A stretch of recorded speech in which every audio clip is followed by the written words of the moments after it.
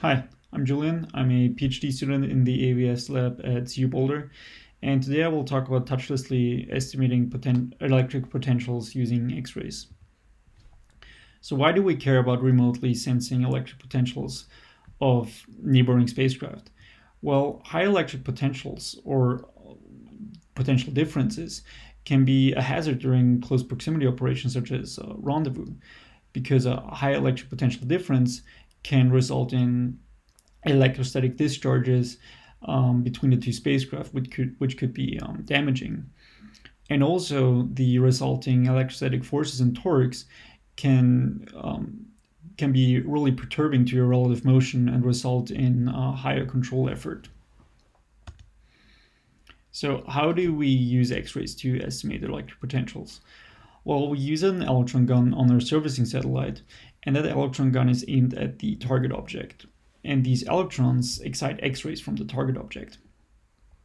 And the electron beam, or the electron from the electron beam, as they travel towards the target, they're either accelerated or decelerated, depending on the potential of the two spacecraft.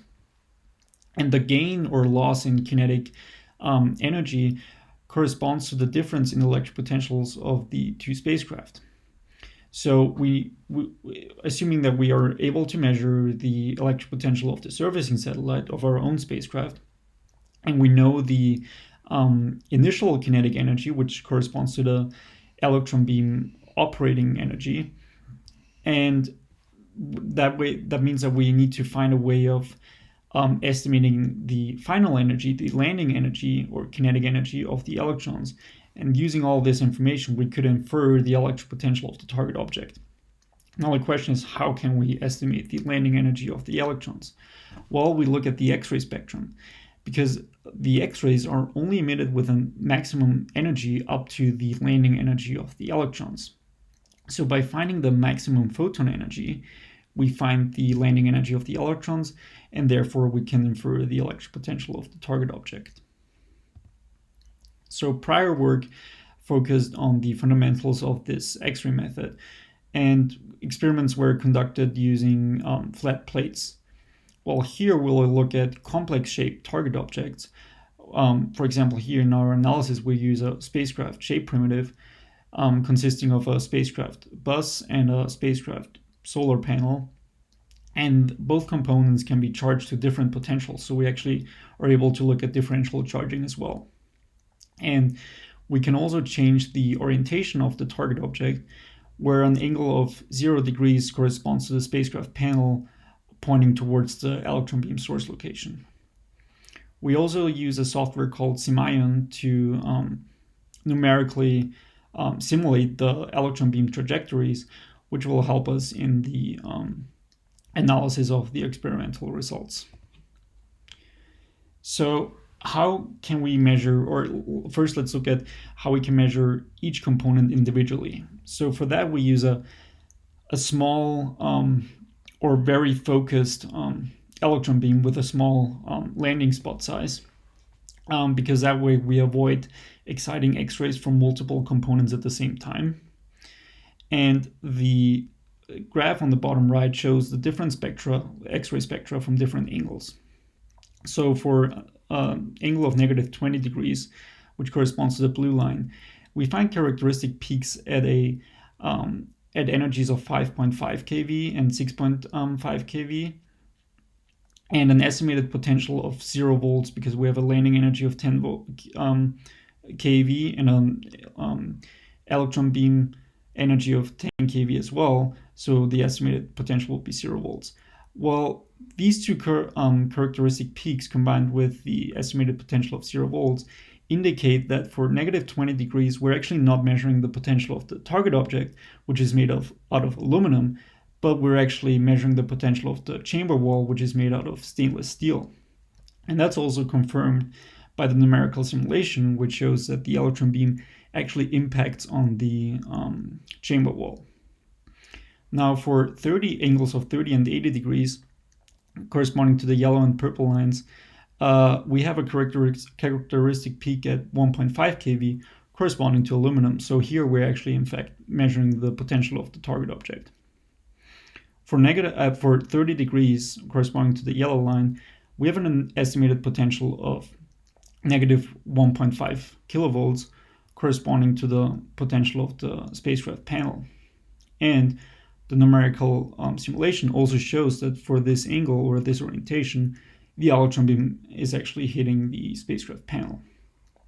Finally, for an angle of 80 degrees, the estimated potential is around negative 500 volts, which corresponds to the bus potential. And also the numerical simulation also shows that the electron beam is actually hitting the spacecraft bus here. So this really shows that that it depends on the spacecraft orientation which potential we're measuring or which component we're measuring. So here's an overview of the measured potential as a function of the target orientation. So for orientation for this electrode configuration with these potentials, for the lower angles, the beam is deflected so much that we're actually measuring the potential of the chamber wall. And for angles between 20 degrees and 50 degrees, we're measuring the potential of the spacecraft panel. And later on, for those higher angles, we are measuring the potential of the spacecraft bus. Now, if the electrode potentials are a little different, then we get different results. And interestingly, the numerical simulations actually show that for angles between 60 and 80 degrees, we would expect to be measuring the potential of the spacecraft bus, shown in green, but actually we're measuring the potential of the spacecraft panel. And that's an interesting phenomenon, which is basically that if you only look at the maximum photon energy, then you're always measuring the higher potential of those two, because you have the maximum photon energy. And that's the reason why we're measuring the potential of the spacecraft panel, even though we would expect to measure the potential of the spacecraft cube or bus, because the beam might impact on both components at the same time. So the question is, how can we measure two potentials at the same time using one single X-ray spectrum?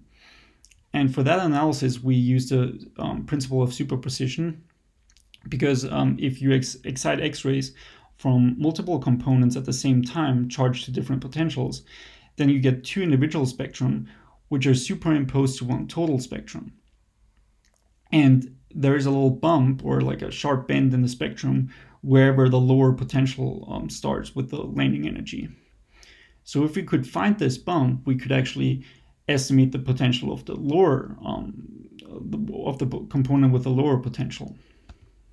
And the way we attempt to do this is by computing a theoretical X-ray spectrum using the estimated landing energy of the higher potential.